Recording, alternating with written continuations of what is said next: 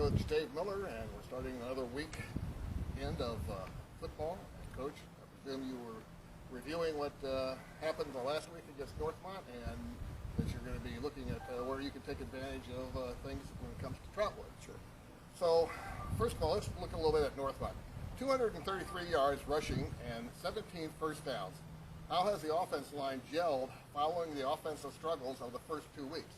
We've got, as a whole unit, we've gotten better. I think the pad level is better, blocking longer, the echo of the whistle, and things are starting to come together in the backfield too. So it was a much better night. We controlled the clock for about 34 minutes, and usually when you do that, you have a good chance of winning. Much improvement on the offense, so that was good to see. Tank Gant, the sophomore, with 36 carries, 144 yards. How has he exceeded your expectation in 3 games in? Well, he's starting to really understand how his vision has gotten better and how he's supposed to get into the holes and read the blocks. I think the week before he was just kind of running. He had his head down some and not really looking there, and he's just getting more comfortable. So he's a very talented kid, but at the same time he's a great kid. He's totally bought into what we're doing. As a sophomore, I think he reacts sometimes more like a senior, which is really good to see. Hopefully he stays like that, because the future for him is really bright, and for us too. But he's doing a great job.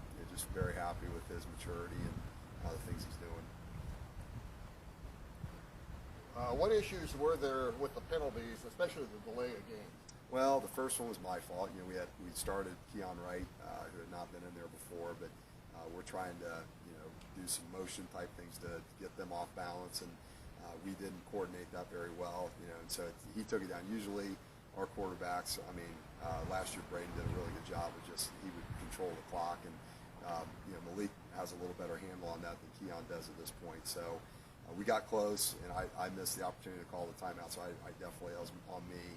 We had a kind of weird penalty with our center, but the good thing that came out of that first drive is we had the 3 plays that we ran.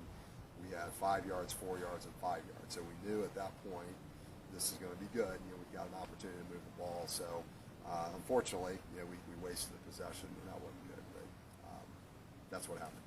So how difficult is it for the defense to adjust to a passing team versus a rushing team? It's really, it's different, but you still play assignment football, and what we didn't do is, we defended it fairly well for the most part. There were 5 plays they got us on, and we didn't come up and tackle. They threw basically short passes that turned into long ones.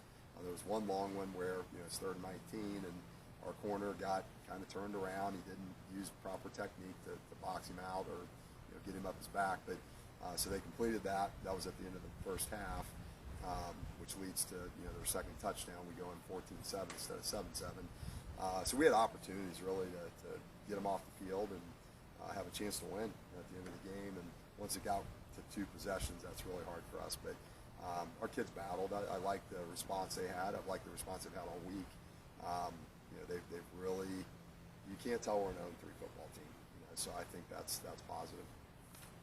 All right, let's move on to Trotwood. Facing Trotwood this week, talk about their freshman running back, Hudson Davis, averaging 9 yards a carry this season. Sounds like he's going to be Tank Gant on the other side. Yeah, and he doesn't have the stature that Tank does, but he can move. You watch him on film, and he's put up some big numbers against some good people. So, they get it done up front. They're huge, and their kids are really good at what they do. So, it'll be tough to stop. They've got another couple backs with him. Some good receivers, and they have talent all over the place. So we're back at the same deal. We got to control the clock like we did last week, and sustain drives and not hurt ourselves there on offense, and then just stop big plays. That's really our MO. If we can do that, we have a shot. How similar is junior quarterback Cooper Stewart compared to what you just faced with Northmont's quarterback Kessling? I think he's, the Kessling is a good quarterback. A year ago, we knew he was really good. They had Miles Johnson, but we were equally as concerned about him. So he's good. This kid, is somewhat unknown, but with the talent he has around him, he has a good arm, he's a good runner. I think they're pretty comparable, really. they also bring in, they package guys, so they'll bring in, you know, some of these other guys that are really good athletes, and they'll do some other things with them. So it's tough to prepare for. I mean, there's a lot you have to prepare for on defense. Finally, your impressions of the Trotwood defense that has given up 36 in the first week and 28 last week. Well, again, they're playing Winton Woods, who is 3-0, and has destroyed people. You know, so it's hard to evaluate that. You know, Wayne is perennially good, and they've been the first 2 weeks. I mean, they're 0-3, but they've played some serious competition. You know, so it's hard to tell. I think they're really good, top to bottom. But you know, I think there's some things there. If we can build on what we did last week, we've got a shot. You know, we have to do what I said: control the clock, don't give up big plays, and you know, hopefully it gets down to a one possession game at the end of the game. We have a shot. All right, Coach. Well, good luck. Thank you. Appreciate it.